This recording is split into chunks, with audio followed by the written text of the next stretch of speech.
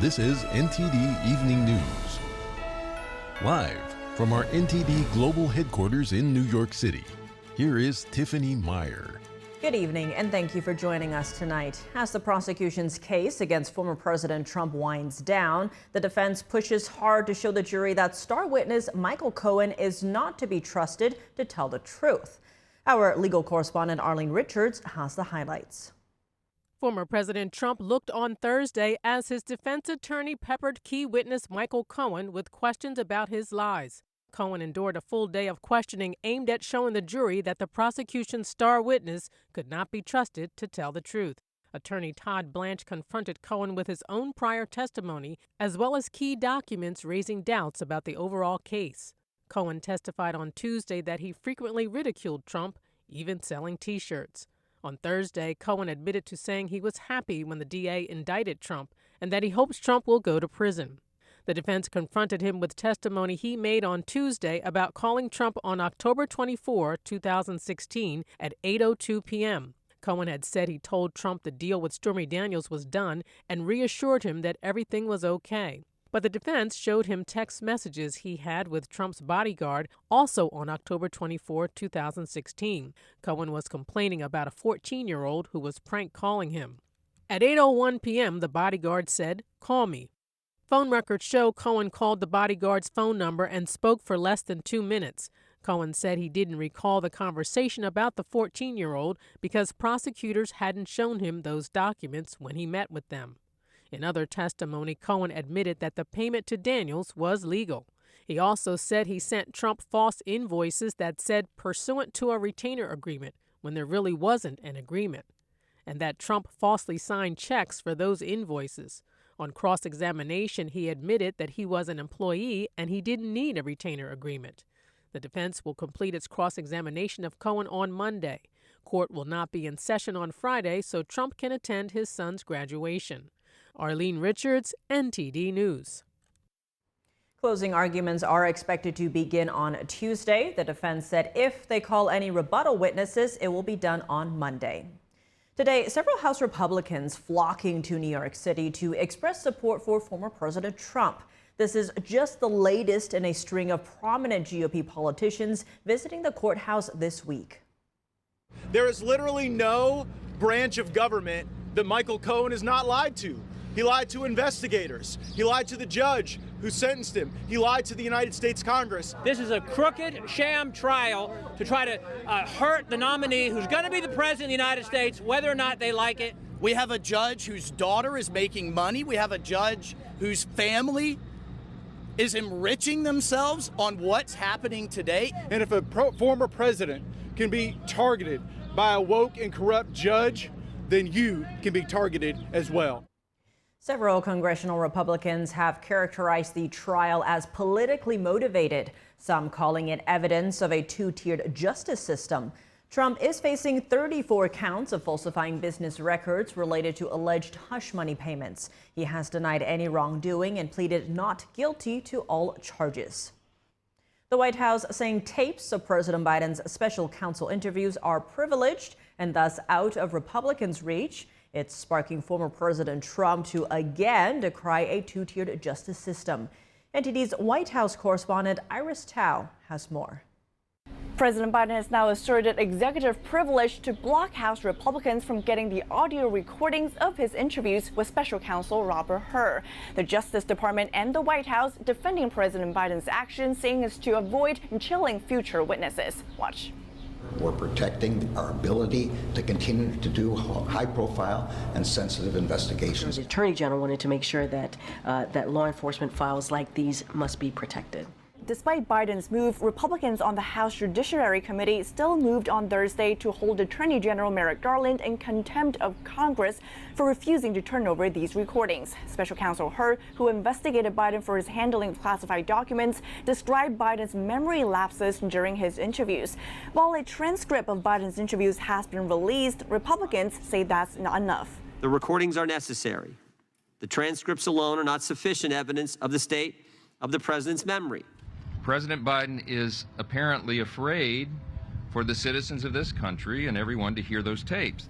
And Trump's campaign is accusing the White House of using executive privilege to run political cover for Biden. But Trump has also repeatedly used executive privilege to block Democrats from accessing records during his first impeachment inquiry. Reporting from the White House, Iris Tao, NTD News.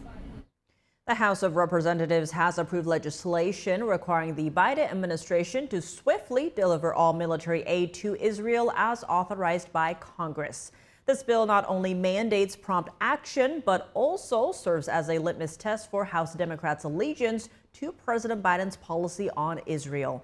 NTD's Luis Martinez has more. This Thursday, the House of Representatives passed the Israel Security Assistance Support Act. The bill, if it reaches the president's desk, would force the White House to send to Israel all congressionally approved security assistance within 15 days. Earlier today, Majority Leader Steve Scalise and House Republican leadership held a press conference urging senators to pick up the bill and also calling on congressmen to make a decision. Let's listen. And if you're not supporting Israel, you're supporting Hamas, a terrorist organization. And so when President Biden said he wants to hold back on those arms sales, he is holding back on Israel's ability to go and fight a war against Hamas. Well, today on the House floor, every member of Congress is going to have the opportunity to make that choice. At least 16 Democrats voted with Republicans to pass the Israel Security Assistance Support Act. The White House and House Democrats who opposed the bill argue that it is unnecessary and political messaging. The White House approved earlier this week a $1 billion weapons transfer to Israel. To that argument, Speaker of the House Mike Johnson had this to say. Let's listen. It's a pittance, that is a window dressing, that is to try to give him political cover. Those are things that were already determined a long time ago. We just passed the aid package just less than 3 weeks ago. And now they're defying the will of Congress. This was an overwhelming vote here on this floor, as you saw, the support for Israel. It remains to be seen if the Senate and if Majority Leader Chuck Schumer will take up the Israel Security Assistance Support Act and put it to a vote on the Senate floor. Reporting from Washington, D.C., Luis Eduardo Martinez, NTD News. The Justice Department is formally moving to reclassify marijuana as a less dangerous drug. This marks a significant shift in drug policy under the Biden administration. This is monumental. Today, my administration took a major step to reclassify marijuana from a Schedule I drug to a Schedule III drug. It's an important move toward reversing long-standing inequities. The proposed rule would move marijuana away from its current classification as a Schedule I drug alongside heroin and LSD. It would instead be a Schedule III substance alongside ketamine and some anabolic steroids. The Justice Department has sent the rule to the Federal Register, and the Drug Enforcement Administration will open a 60-day public comment period next. The move comes after a recommendation from the Department of Health and Human Services. The agency launched a review of the drug's status at the urging of President Biden in 2022. Critics say the move could lead to harmful consequences and that the election year move is driven by politics, not science. The announcement could help Biden boost dwindling support, particularly among younger voters. Tensions at the University of California, Irvine escalated when several hundred pro-Palestinian protesters entered a lecture hall and surrounded the building, leading to several arrests. NTD's Christina Corona has the latest on the story.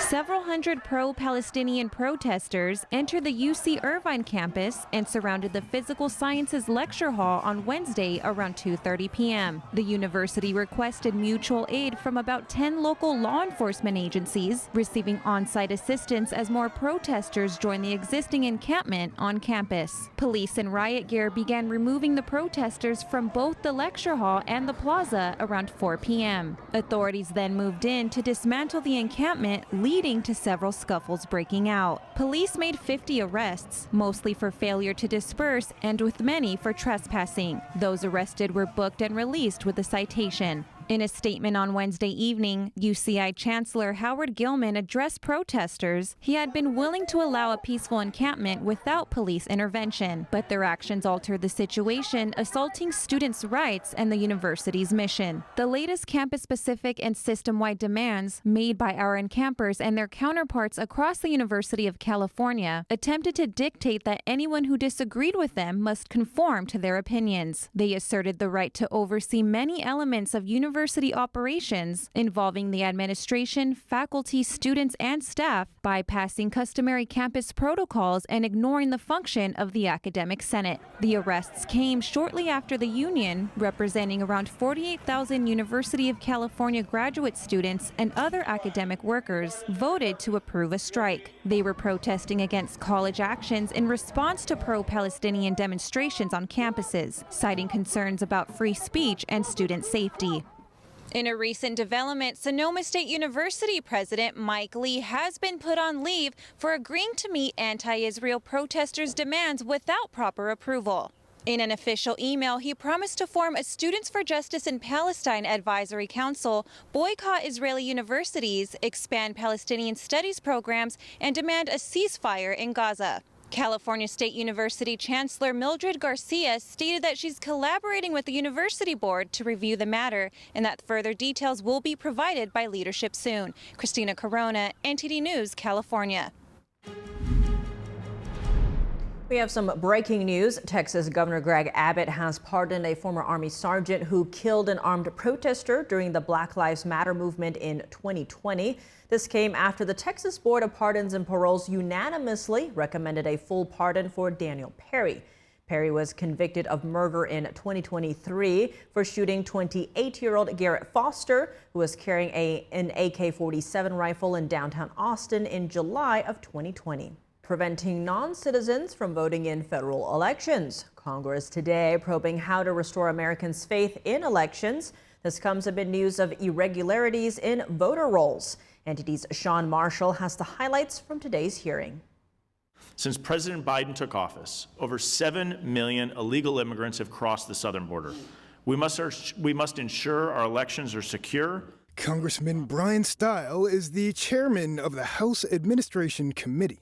He kicked off Thursday's hearing by questioning a witness about ballot drop-off boxes used across the U.S. Something could happen to those ballots. It could be stuffed with ballots. Ballots could be stolen. So if Washington, D.C. Board of Elections, if this is how they're operating their ballot box collection, less than 1 mile from where we sit right here, it gives me great pause that there's not any clerical errors occurring as to when they have non-citizens on the voter rolls in Washington, D.C.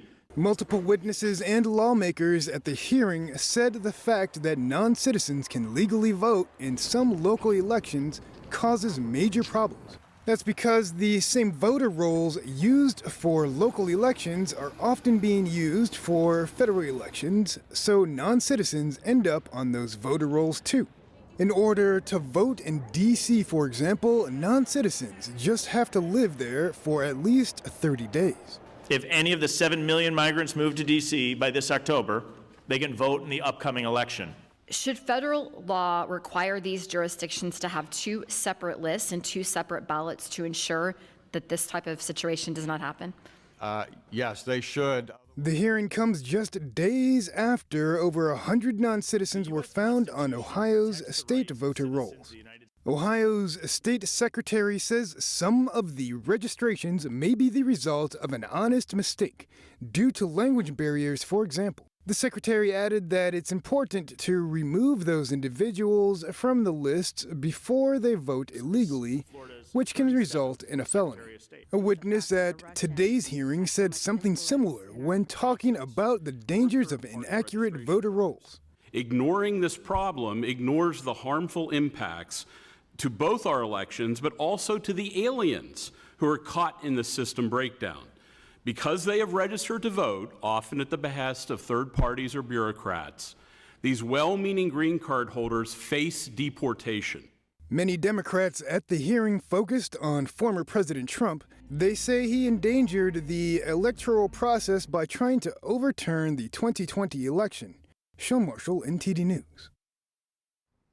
Earlier, we spoke with Jenny Beth Martin, co-founder of the Tea Party Patriots, for more insight into efforts to prevent non-citizens from voting.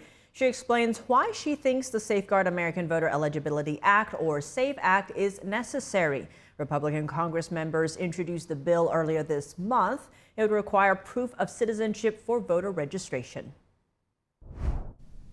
Jenny Beth Martin, thank you so much for joining us. Great to have you back on the show. Thanks for having me. Now, Democratic lawmakers and multiple media reports insist that the SAVE Act is not necessary because federal law already prohibits non-citizens from voting in federal elections. Why do you think the act is necessary?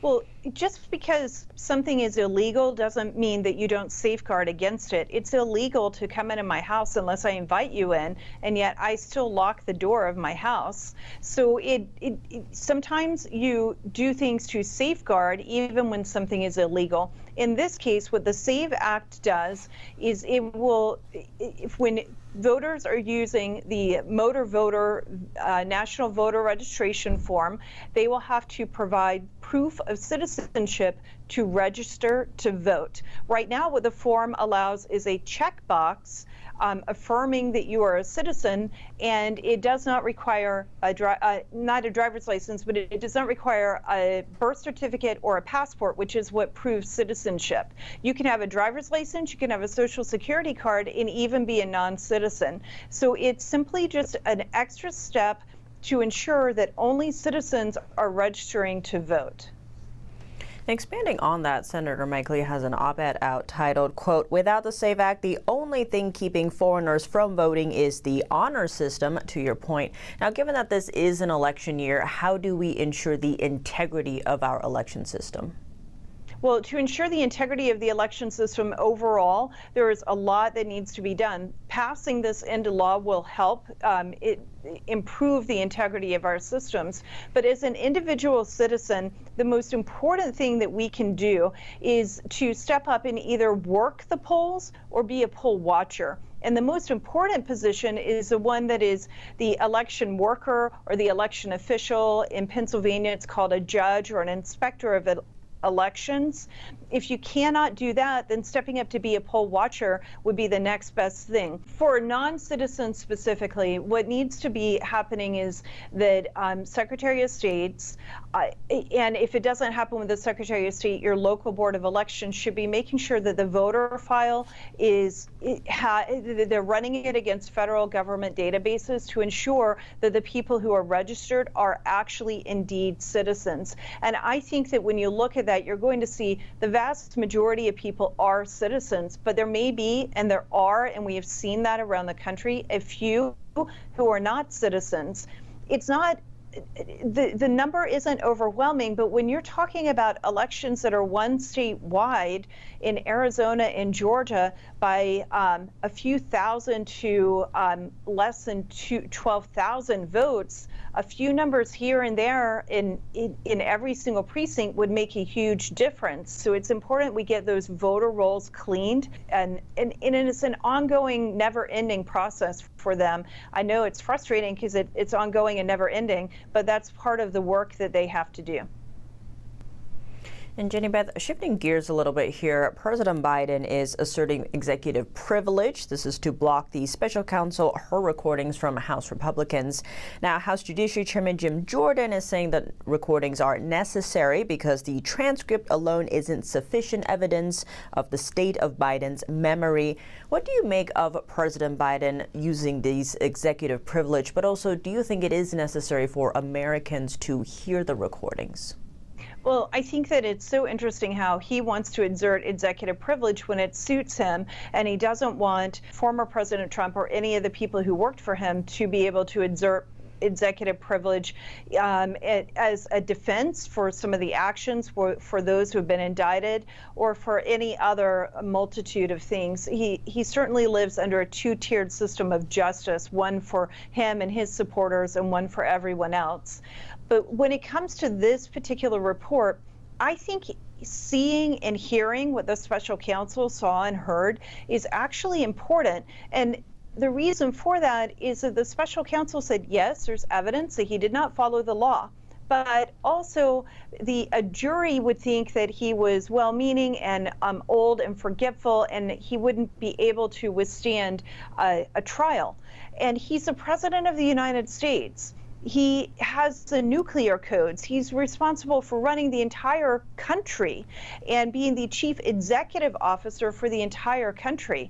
If he can't handle sitting and being in front of a jury, how in the world could he possibly handle all the other responsibilities that belong to a president? And for that reason, I think that we as citizens, people who either elected him or he represents us, whether we elected him or not, he is a president, that we deserve that transparency to see what it is that the special counsel saw that made the special counsel decide Joe Biden shouldn't be indicted for the same thing that they were indicting Trump for in Florida.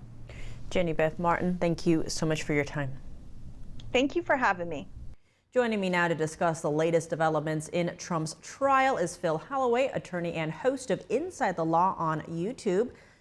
Phil, thank you so much for joining us. Great to have you. To begin, the court has adjourned in Trump's so-called hush money trial. Now, Trump is calling it another interesting day, that he didn't violate any law and said this is a scam. As for Michael Cohen, many are noting that Trump's attorneys seized on Cohen's misdeeds to sow doubt in the jury's mind, such as Cohen acknowledging that he lied under oath when he pleaded guilty to federal charges, including tax fraud in 2018, and that he lied to Congress about work he did on a Trump real estate deal in Russia.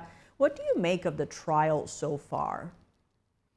Well, great to be with you guys. Look, this is quite a perplexing legal theory. I've been practicing criminal law for 25 years or so, and I cannot actually get my head wrapped around what exactly the former president is accused of doing that's illegal. But in any event, I have never in my life seen a felony prosecution, or any prosecution for that matter, that is built around the uncorroborated testimony of someone like Michael Cohen, who, of course, is a convicted liar.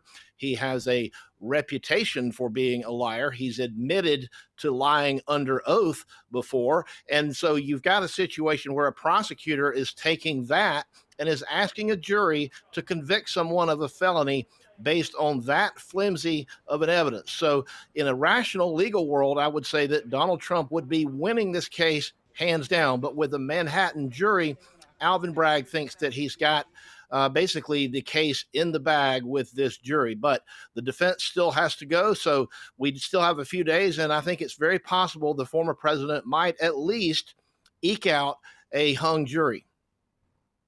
Expanding on that, actually, former legal advisor to Michael Cohen, Robert Costello, said on Fox's America Newsroom that Cohen told him that he has nothing on Trump legally, that he was upset that Trump did not make him AG, and that he would do anything to stay out of jail. What do you make of these admissions by Costello, and how likely is Trump's defense team to call him up as a witness? Well, Robert Costello, that was quite the interesting interview today. And of course, his testimony before Congress, I guess yesterday as well. This is a situation where we have an unprecedented scenario where Robert Costello, now being the former lawyer for Michael Cohen, he's been relieved of any attorney-client privilege because Cohen signed a release. And now he's coming out and saying, look, I know for a fact that this man, my former client, lied in this very trial. And so any criminal defense lawyer worth their salt, in my view, really should bring the former attorney into the courtroom to tell the jury what he knows. Because if you listen to the interview, he says that he can back up everything that he says with written documents and email and other memoranda. So I think that it's going to be critical to hear from this witness. Hopefully the judge will allow it if the defense tries to bring him, but we just don't know yet. The defense team has said they have not made a final decision, of course, on whether to put up any evidence. But of course, in addition to Costello, the big question is, will Donald Trump testify? And of course, time will tell. Given that, Phil, what is next in this case? The prosecution has said there will be no more witnesses on their side, and Judge Juan Merchan told the court today that closing arguments could begin as soon as next Tuesday. How much longer of a process are we looking at here? Well, the real question is how many witnesses are they going to put on, and will they finish with Michael Cohen? He's not quite finished with cross-examination. They've got a lot to cross him on. But that being said, assuming the defense presentation is reasonably short, the case could go to the jury the middle of next week, because the prosecutor only would have to do what's called redirect examination. They said that might take about an hour with Michael Cohen. But there's also the issue of what we call the charge conference, where the lawyers for each side have to get together with the court outside the presence of the jury to discuss what the charge to the jury will be. In other words, when the jury goes back to deliberate, they have to receive their instructions from the judge. And since we still are not entirely sure what the prosecution's theory is of the case, it's going to be very interesting what the judge charges the jury as far as what the alleged crime actually is. I've never in my professional life seen a case even get started, let alone go to the jury, when we don't exactly know what the prosecutor is accusing the defendant of. It's quite something to behold. And in your opinion, what kind of final witness should the defense call that would benefit Trump the most? Well, if it were me, I'd call Costello, because Costello is the person who, if Michael Cohen is supposedly the prosecutor's star witness, well, Costello would be the antithesis of that, sort of the opposite, and that would be the person that I would want to leave the jury with his testimony, where he says, "Look, I was the man's lawyer. I represented him. I know him. He told me everything that he knows, and I've got documents to back it up. And I can say without a doubt that this man lied to this jury." If the defense can leave the jury with that testimony as they go into the jury room, I think that it's going to be a pretty good outcome for the defense. Phil Holloway, attorney and host of Inside the Law, thank you so much for joining us. Happy to be here. Thank you. Chinese regime leader Xi Jinping welcomed Russian President Vladimir Putin to Beijing early Thursday. The two reaffirmed their no-limits partnership during their meeting, as the two sing the praises of friendship. Analysts expect the West to draft sanctions for the pair designed to tackle the China-Russia alliance. Here's more. At their summit in Beijing, Putin thanked Xi for China's proposals for ending the war in Ukraine. China proposed a peace plan last year, calling for a ceasefire and direct talks between Russia and Ukraine. The proposal did not require Russia to leave occupied parts of Ukraine. Ukrainian and its Western supporters rejected China's proposal. Ukrainian President Zelensky has declined to negotiate. Unless Moscow withdraws its troops, releases all prisoners, establishes a tribunal for those responsible for the war, and provides security guarantees to Ukraine. Retired Colonel Grant Newsham told NTD the wars in Ukraine and Gaza are also drawing U.S. focus away from China. The more the fighting goes on in Ukraine, the more the Americans have to focus on that, and things are getting pretty dicey there. You're emptying out American arsenals. The same thing goes with Gaza. It's a huge political issue in the United States. It's caused chaos in parts of the U.S., certainly on some college campuses. It has handcuffed U.S. political movement. The administration clearly is trying to thread a needle unsuccessfully and play both sides of this. Back to Xi and Putin's meeting, Putin said they discussed nuclear cooperation plans. China and Russia also criticized U.S. military alliances in the Indo-Pacific, this following U.S. warnings to Beijing to stop its aggression in the region.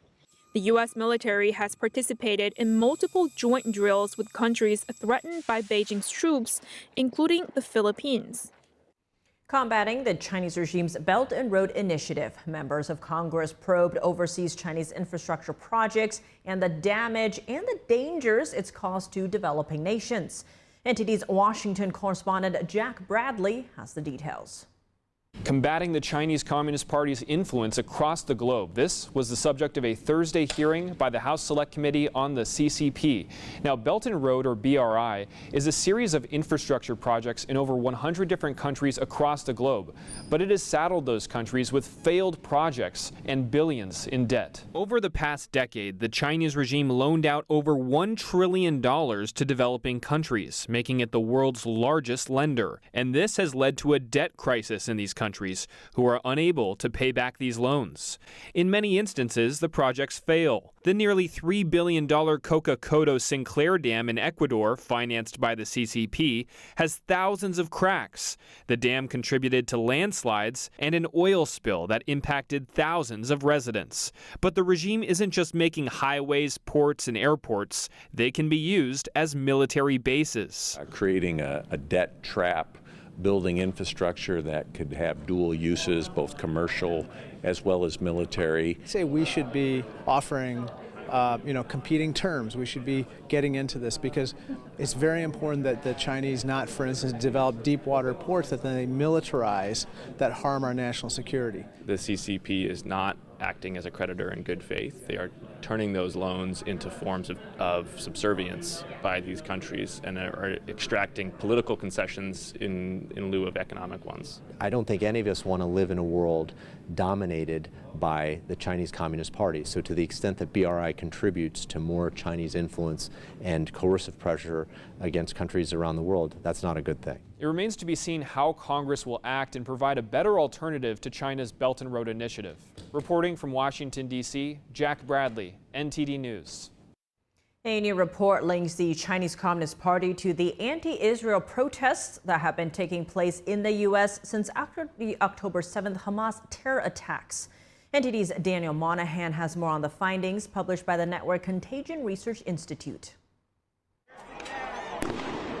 The report analyzes the activities and foreign relationships of the Shut It Down for Palestine movement since its formation in October 2023. It describes the group as an anti-capitalist, anti-police, and anti-government protest movement. The report says Shut It Down for Palestine functions as a network for organizing frequent demonstrations and using direct action campaigns to target critical infrastructure and public spaces. The report says members of the Singham network operate under the Shut It Down for Palestine umbrella. The Singham network is a global web of nonprofits, financial sponsors, and alternative news sources connected to Neville Roy Singham. The New York Times wrote in April 2023 that the socialist Singham, quote, works closely with the Chinese government media machine and is financing its propaganda worldwide. The Jerusalem Post wrote that Singham worked as a consultant for Huawei, lives in Shanghai, and shared office premises with a Chinese propaganda firm. He has also reportedly been spotted at CCP workshops and has been investigated by the US, Canada, and India for CCP operations. According to the New York Times, Singham denies working for any political party or government and says he is guided only by his own beliefs and long-held personal views. The report says the Singham network exploits regulatory loopholes in the US nonprofit system to move giant sums of money to organizations and movements that actively stoke social unrest at the grassroots level. According to the report, Shut It Down for Palestine has ties to extremist groups that embrace a violent single-state resolution to the Israel-Palestinian conflict. The report says the recent protests seem focused on Israel, but they are part of a well-funded initiative driving a revolutionary anti-government and anti-capitalist agenda. Senator Mark Rubio told Fox News Digital that he warned the Biden administration of the ties between the Chinese Communist Party and certain far-left organizations operating in the U.S. The report calls for more accountability from nonprofits to ensure that they are not exploiting their position to support terrorist activities or enhance the agendas of foreign powers that are hostile to the United States. Daniel Monahan, NTD News. If you want to get around Paris this summer, you'll have to be approved by the government and have the QR code to prove it. Is this a reasonable security measure or a dystopian move? NTD's France correspondent David Vives spoke to a lawyer who says that regardless of the measure's efficiency, it shows a broader trend of surveillance by authorities in the country. This is one of the key measures planned to secure the Paris Olympic Games. Each Paris resident or tourist wishing to enter certain areas in Paris will have to show a QR code and a valid ID to authorities. This unprecedented measure comes as the opening ceremony plans to welcome 300,000 spectators who will watch from the bank of the Seine. Every applicant for the QR code will be subject to an administrative inquiry, including a check of potential criminal records. The measure stirs concerns, though. For Thibault Mercier, president of a legal association, it's hard to imagine how police officers will control crowds coming in and out of these zones.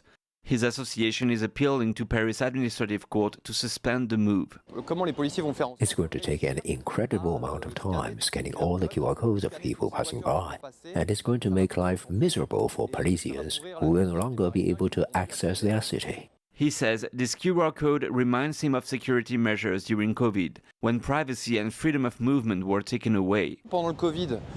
During the COVID, we were given a QR code based on the fact that we had either been tested or vaccinated. Now it's exactly the same thing. This measure might not really restrict terrorist acts, Mercier says. The government has used all these new, highly intrusive technologies that go against the simple freedom of citizens to remain unidentified in their public space. They are going to be put in place to better control us. And we don't really know if that will work out.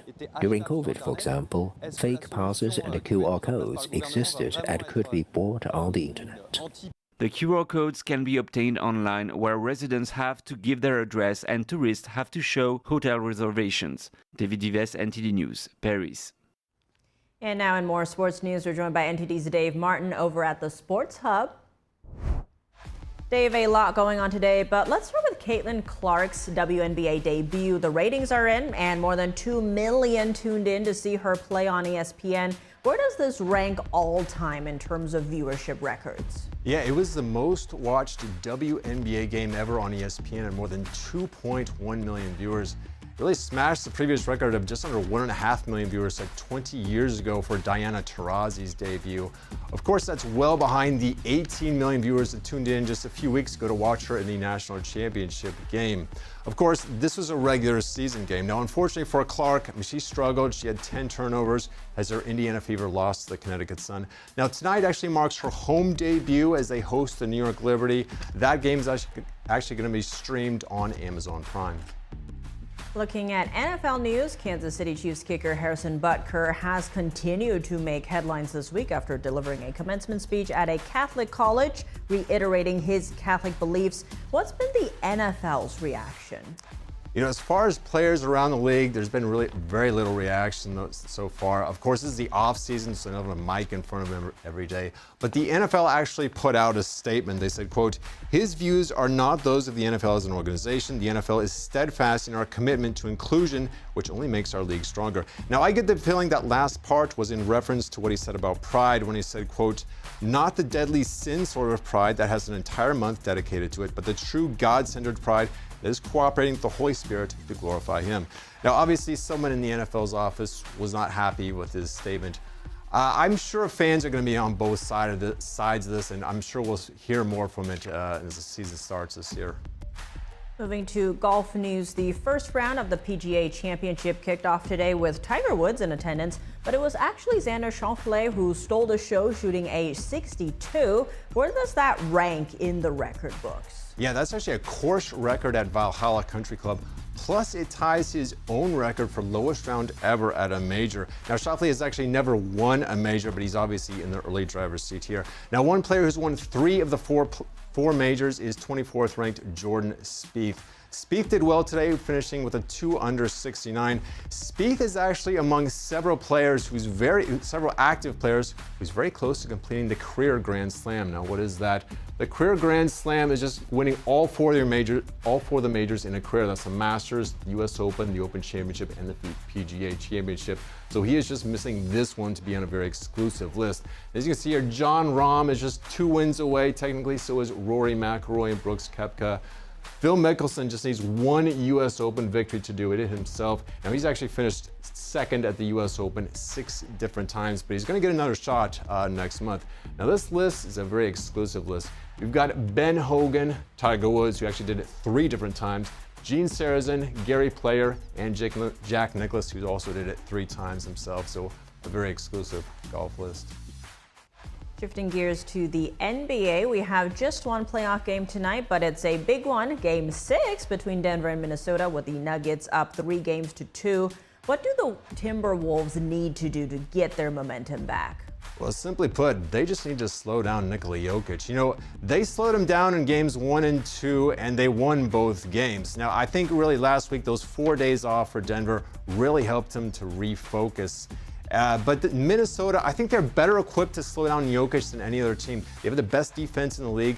Plus, they have the league's Defensive Player of the Year in Rudy Gobert, who's a center, who's actually guarding Jokic in this series. But unfortunately, he's giving up 25 pounds to Jokic, so it's not an easy assignment for him. Now, let's look at the NBA brackets in the playoffs where things stand right now.